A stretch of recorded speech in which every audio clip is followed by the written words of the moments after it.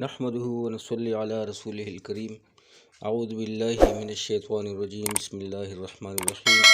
Dear viewers, آپ لوگوں کا ہوسٹ بھائی فیاض ایک بار پھر اسٹار گڈ ٹی وی کی جانب سے ایک مختصر سی ویڈیو کے ساتھ حاضر ہے۔ تو چلیے اپنی ویڈیو شروع کرتے ہیں تعلیمی حلقے کے ساتھ، اور زبان کے شر سے بچنے کے لیے کہ زبان سے کیا کیا ہوتا ہے اور اس کے بارے میں اللہ سبحانہ وتعالیٰ کیا فرماتے ہیں۔ حضرت عبداللہ بن مسعود رضی اللہ تعالیٰ عنہ صفا مروہ کی سعی کر رہے تھے اور اپنی زبان کو خطاب کر کے فرماتے تھے، کیا فرماتے تھے؟ اے زبان، اچھی بات کہہ نفع کمائے گی، اور شر سے سکوت کر، یعنی کہ اس سے پرہیز کر، سلامت رہے گی اس سے پہلے کہ شرمندہ ہو۔ اللہ اکبر۔ پہلے شرمندہ ہونے کا مطلب یہی کہ قیامت کے دن شرمندگی نہ ہو۔ کسی نے پوچھا کہ یہ جو کچھ آپ فرما رہے ہیں اپنی طرف سے فرما رہے ہیں یا آپ نے اس بارے میں کچھ محمد صلی اللہ علیہ وسلم سے سنا ہے؟ انہوں نے فرمایا کہ میں نے محمد مصطفیٰ صلی اللہ علیہ وسلم سے سنا ہے کہ آدمی کی خطاؤں کا اکثر حصہ اس کی زبان میں ہوتا ہے۔ ایک دوسری جگہ بھی حضرت عبداللہ بن عمر رضی اللہ عنہ سے محمد مصطفیٰ صلی اللہ علیہ وسلم کا یہ ارشاد بھی نقل کیا گیا ہے۔ وہ فرماتے ہیں کہ جو شخص اپنی زبان کو روکے رہے، اللہ جل شانہ اس کی عیب پوشی کرتے ہیں، اور جو شخص اپنے غصہ پر قابو رکھے، اللہ جل شانہ اس کو اپنے عذاب سے محفوظ فرماتے ہیں، اور جو شخص اللہ جل شانہ کی بارگاہ میں معذرت کرتا ہے، حق تعالی شانہ اس کے عذر کو قبول فرماتے ہیں۔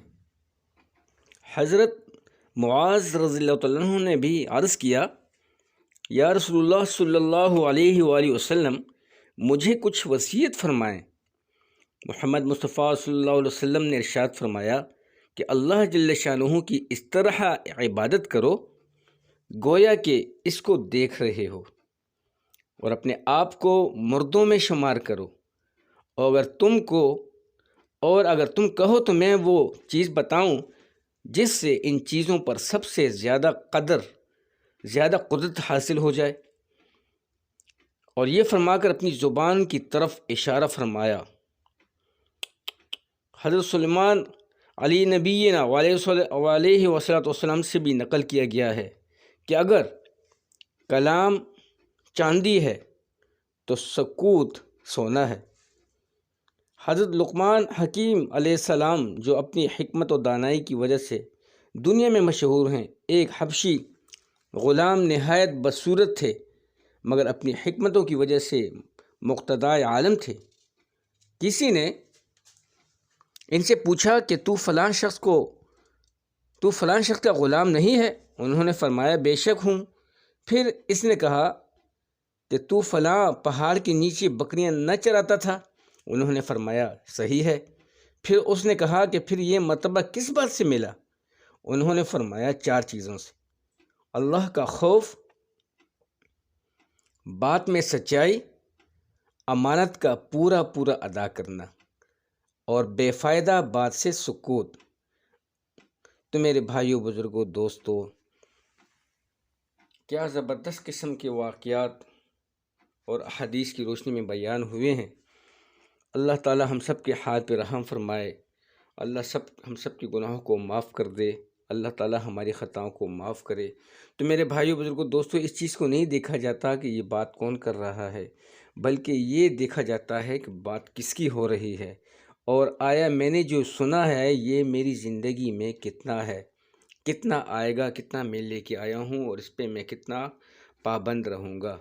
تو یہ جو ہمیں سکھایا جا رہا ہے یہ اس لیے کہ ہماری دونوں جہانوں کی زندگی بن جائے، ہم دنیا میں بھی کامیاب ہو جائیں اور آخرت میں بھی کامیاب ہو جائیں، اور ان کاموں سے دور رہیں جو کام اللہ سبحانہ تعالیٰ کے ناراضگی کے سبب بنتے ہیں۔